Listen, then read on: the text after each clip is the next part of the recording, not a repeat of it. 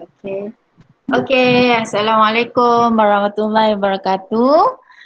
Okey, pada hari ini kita nak teruskan ataupun kita akan buat nama program kita ialah klinik sains tingkatan 3. Okey, di mana klinik ni ialah sebenarnya cikgu akan mengulang kaji soalan-soalan, okey, soalan-soalan yang sering ditanya, okey, ataupun teknik dalam menjawab soalan ya berbentuk PT3 ya. Okey, jadi yang ini ialah bab yang pertama klinik sains tingkatan 3, bab yang pertama iaitu rangsangan dan gerak balas. Okey, cikgu teruskan. Okey, ini adalah latihan 1.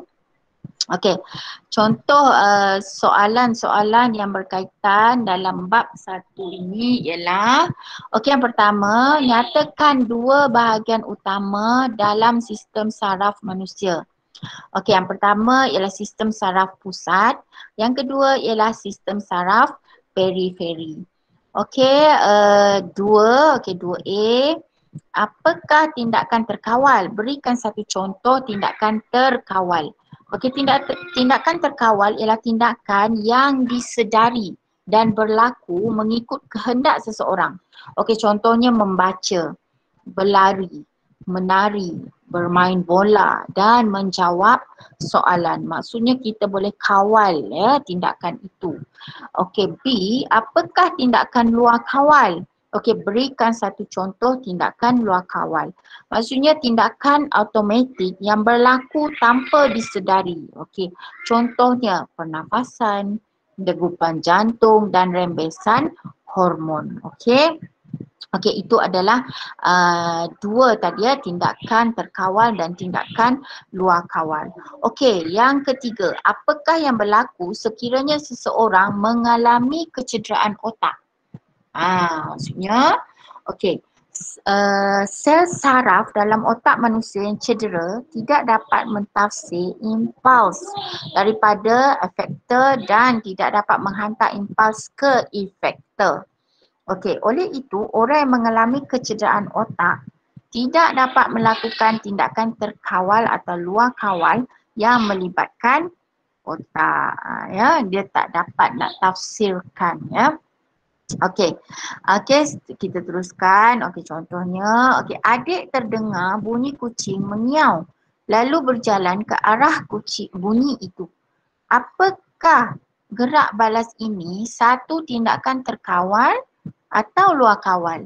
Okey, lukiskan peta alir untuk menunjukkan urutan aliran impuls saraf bagi gerak balas tersebut. Okey. Jadi inilah antara contoh ya soalan-soalan yang boleh ditanya. Okey, jadi kita tengok dekat sini tindakan terkawal. Okey, bunyi kucing mengiau. Okey, anak panah, kita kata kat sini efektor. Faktor. Okey, pada telinga kita lah. Okey, dia akan pergi ke otak, impuls saraf ni pergi ke otak, kemudian otak mentafsir. Okey, dia bawa ke impuls saraf juga ni, bawa ke efektor. Efektor ni otot dan kelenjar ya. Okey, contohnya otot kaki dan dia pergi berjalan ke arah bunyi itu. Itulah yang berlaku bila kita dengar bunyi, sesuatu bunyi tu ya. Tindakan kita berjalan ke arah dia ke ya. Kita pergi buka pintu ke nak tengok dia macam tu ya. Okey, inilah yang berlaku di saraf kita impuls saraf kita. Okey, ni latihan yang kedua, contoh soalan PT3 ni ya. Okey, soalan PT3 yang pertama, kaji maklumat ini. Okey, dia bagi macam ni. J otak, L saraf tunjang, K saraf spina, M saraf kranium. Okey, antara berikut yang manakah mewakili sistem saraf pusat? Jadi maknanya kita kena tahulah apa saraf pusat tu. Jadi sebenarnya yang mewakili saraf pusat ialah J, iaitu otak, dan L, saraf tunjang. So saraf pusat ialah otak dan saraf tunjang. Okey. Ada yang lupa, kita dah lupa, jangan risau. Ni kita ulang kaji lah. Dengan ulang kaji ni kita boleh ingat semula ya. Okey. Seterusnya, Rajah menunjukkan sistem saraf manusia. Okey, ni sistem saraf. Okey, antara A, B, C dan D, yang manakah merupakan saraf spina? Oh, kita dah lupa juga. Ni kita ulang kaji balik. Namakan bahagian yang lain. Okey, D. Saraf spina. D ya. D. Okey. Itu dia. Maksudnya kita dah tahulah D ni ya. Okey, antara yang berikut yang manakah komponen sistem saraf pusat? Yang tadilah otak ya, otak. Okey, kemudian pernyataan yang manakah betul mengenai reseptor? Okey. Sel yang khusus untuk mengesan rangsangan tertentu. Itulah reseptor. Sel yang khusus untuk mengesan rangsangan tertentu. Yang lain tu salah ya. Okey, seterusnya maklumat yang manakah melibatkan sistem saraf pusat? Mestilah tindakan terkawal. Tindakan terkawal. Okey. Kemudian Rajah menunjukkan sistem saraf manusia yang mengawal koordinasi badan. Sistem saraf manusia yang mengawal koordinasi badan. Yang ni. Okey, apakah X? X ni ialah saraf spina. Ni saraf spina. Okey. Kemudian satu lintasan impuls. Ni. Gambar Rajah ni. Lupa kan? Ni sebenarnya ialah satu lintasan impuls. Okey, antara yang berikut, yang manakah melibatkan lintasan impuls itu? Okey ni, yang manakah? Jadi sebenarnya aktiviti yang melibatkan lintasan impuls ini ialah mengedip mata untuk mencegah habuk masuk. Okey. Perasan tak awak yang aktiviti lain ni? Satu ni menelan makanan, dua ni berjalan di atas tali yang diregangkan, tiga menari dengan iringan muzik. Maksudnya yang tiga ni yang awak boleh kawal. Yang C ni mengedip mata untuk mencegah habuk masuk ni ialah tindakan yang kita macam, ialah dia automatik kan. So ini ialah laluan dia. Laluan dia. Dia ada benda ni. Ya. Maksudnya dia akan pergi ke saraf tunjang. Saraf tunjang. Dia melibatkan saraf tunjang. Okey, seterusnya menunjukkan laluan impuls dalam tindakan terkawal. Okey, yang pertama ni rangsangan. Rangsangan ni pergi ke reseptor. Okey, reseptor dia bawa impuls ni pergi ke R. Okey, lepas tu pergi ke efektor. Reseptor ni deria lah. Dia deria. Okey, kalau efektor ni ialah otot dan kelenjar. Kalau gerak balas, okey, apa gerak balas kita? Okey, R otak lah. Tadi kan cikgu dah tunjukkan tadi sama. Ya, cuma dia ubah sikit. So ini ialah R. Ya. Okey. Seterusnya Rajah di bawah menunjukkan laluan impuls satu tindakan. Okey, ni reseptor, saraf tunjang, efektor. Reseptor ni deria. Contohnya telinga kan, deria lah. Ya. Deria kita telinga, mulut, mata, macam tu ya. Okey, dia pergi ke saraf tunjang, lepas tu dia pergi efektor. Efektor ni ialah otot dan kelenjar. Otot-otot kita lah, tangan kita ke, kaki kita ke bergerak macam tu ya.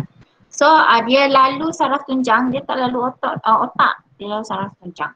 Okey, antara tindakan berikut yang manakah akan melalui impuls yang sama macam ni? So yang akan melalui impuls sama macam ni, yang macam ni lah tadi sebenarnya, yang ni. Saraf tunjang ni, itu ialah sentakan lutut. Sentakan lutut, okey, contohnya macam lutut kita ni kena ketuk dengan tukul kan. So kita akan tarik. Cepat-cepat kita tarik. Maksudnya dia tak pergi ke otak. Tak sempat pun otak nak ni.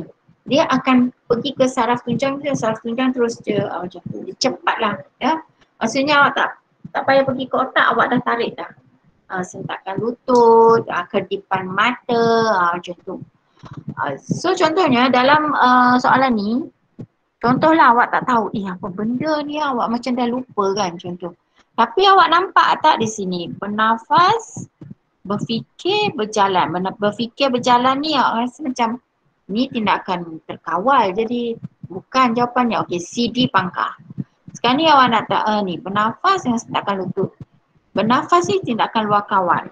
Okey, sentakan lutut. Bernafas ni awak dah kategori dah tindakan luar kawal, so bukan. Okey, jadi jawapannya sentakan lutut yang melibatkan saraf tuncang. Okey, yang ke-10. Antara berikut yang manakah merupakan tindakan terkawal? Okey, tindakan terkawal mestilah. Okey, peristalsis ni ingat lagi tak? Peristalsis ni ialah di mana makanan masuk, dia nak masuk ke perut kita, dia ada apa, dia akan melalui apa, esophagus kan, dia nak melalui itu.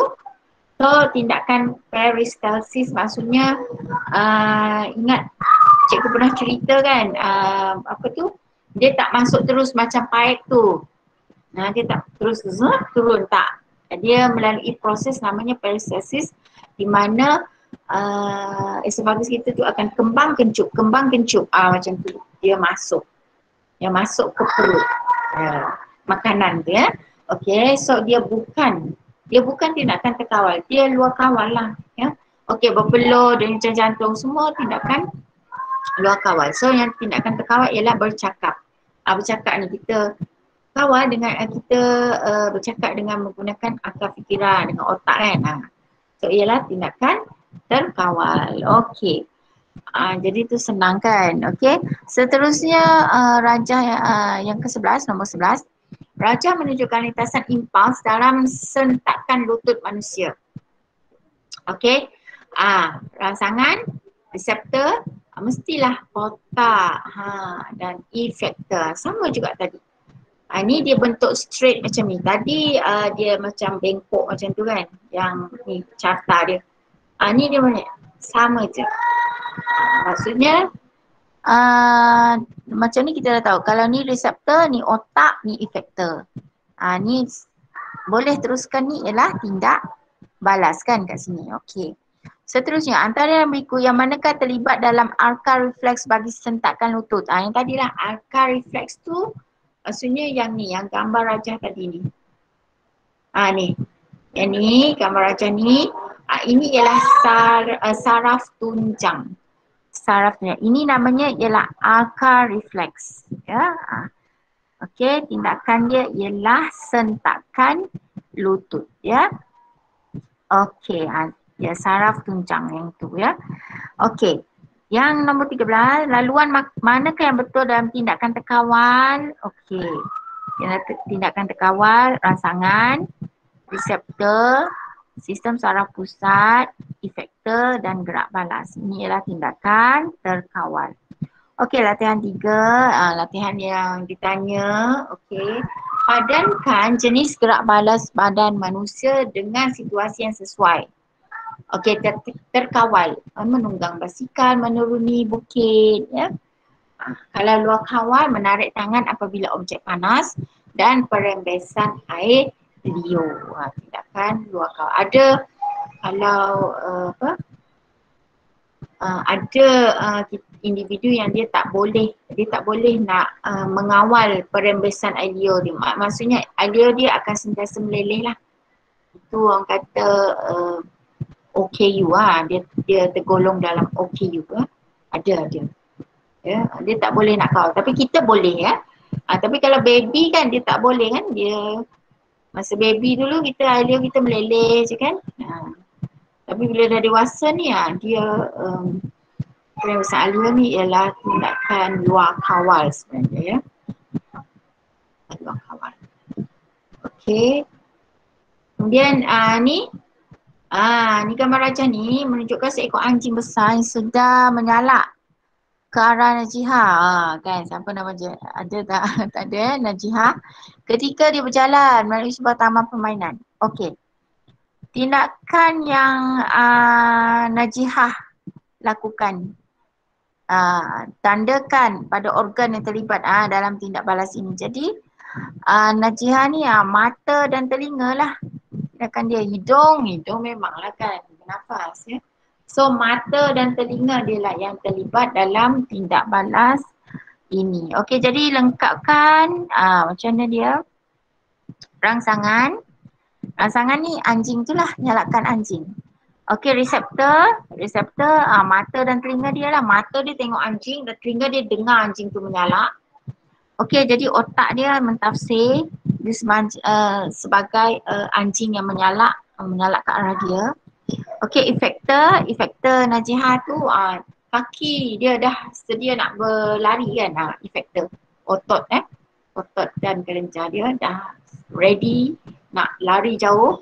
Okey, dan gerak balas dia ialah berlari meninggalkan anjing tu kan. Tak adalah nak stay situ anjing menyalak pun awak diam je kan. Tak adalah macam tu ya. Okey, seterusnya ni menunjukkan seorang murid dia duduk bersilang kaki di atas sebuah kerusi. Seorang rakan mengetuk secara perlahan bahagian bawah tempurung lutut murid itu dengan penukul getah. Okey, tak pasal-pasal lah diketuk pula lutut. Okey, jadi apakah yang berlaku pada kaki murid itu selepas diketuk? Jadi kaki dia tersentak ke atas, kaki terangkat iaitu di luar kawal. Tak boleh nak kawal. Kita bila orang ketuk je kita akan automatik. Automatik kaki kita tersentak dan kita macam tu kan, macam terangkat ke atas ya. Okey, seterusnya namakan tindakan ini. Ini ialah tindakan refleks iaitu tindakan luar kawal. Okey, nyatakan satu kepentingan tindakan di 1B. Tindakan luar kawal ni atau tindakan refleks ni dia ada kepentingan dia. Kenapa kita perlu buat macam tu? Okey, yang pertama kita untuk mengelakkan bahaya atau kecederaan. Yang kedua untuk memastikan pelbagai fungsi badan seperti pernafasan dan degupan jantung berterusan walaupun semasa kita tidur. Maksudnya macam tu ya. Maksudnya kita boleh bernafas dan denyutan degupan jantung kita walaupun kita tidur, maksudnya macam tu. Kecederaan tu maksudnya macam ni. Kalau kita tersentuh benda panas, ia cepat-cepat, tak perlu otak nafas. Maksudnya kita dah tarik tangan kita tu. Maksudnya untuk mengelakkan tangan kita daripada melecur. Jadi kalau melecur kan jadi cedera pula kita. So bila kita sentuh tu kita dah tarik, elakkan kecederaan. Ataupun kita terpijak paku ke, nak terpijak, nak rasa macam apa ni benda tajam, kita pun automatik kita angkatkan kaki kita. So mengelakkan bahaya dekat situ. Okey, yang ini. Okey, jadi cikgu rasa cikgu ni sikit lagi ya. Okey, yang tadi berkaitan sikit. Jadi dia kata latihan 4 ni nyatakan maksud. Cikgu dah ceritakan tadi, reseptor ialah sel deria yang terdapat dalam organ deria yang boleh mengesan rangsangan. Deria kita lah, sel deria kita, mata, telinga, hidung, kulit ya. Efektor organ yang bergerak balas terhadap rangsangan iaitu otot dan kelenjar. Namakan 3 lapisan utama mata, sklera, koroid dan retina. Nyatakan fungsi bagi iris, pupil, retina dan koroid. Ni iris mengawal saiz pupil anak mata. Pupil ni anak mata sebenarnya, mengawal kuantiti cahaya yang masuk ke dalam mata. Retina mengesan cahaya dan menghasilkan impuls saraf. Koroid mencegah pantulan cahaya dalam mata dan membekalkan oksigen dan nutrien kepada mata. Ini yang 4 ni yang sangat penting. Iris, pupil, retina dan koroid. So apakah perbezaan antara sel rod dan sel kon yang terdapat pada retina? Ingat tak balik cikgu pernah tunjukkan sel rod dan sel retina ni. Sel rod ni ialah peka pada keamatan cahaya yang berbeza termasuk cahaya yang samar. Yang samar-samar kita boleh nampak lah maksudnya ya. Okey, dan sel retina ni peka tak ada percaya dalam keadaan yang cerah. Kita boleh nampak. Ya. Okey. Oleh itu, cikgu rasa cikgu akan sambung. Okey, sambung pada sesi yang kedua ya. Kita guna paper 1, kita akan sambung di sesi klinik sains yang kedua. Okey, so terima kasih pada yang join. Okay, kita jumpa lagi minggu depan. Bye. Okay, thank you. Thank you semua. Okay, terima kasih. Okay, terima kasih.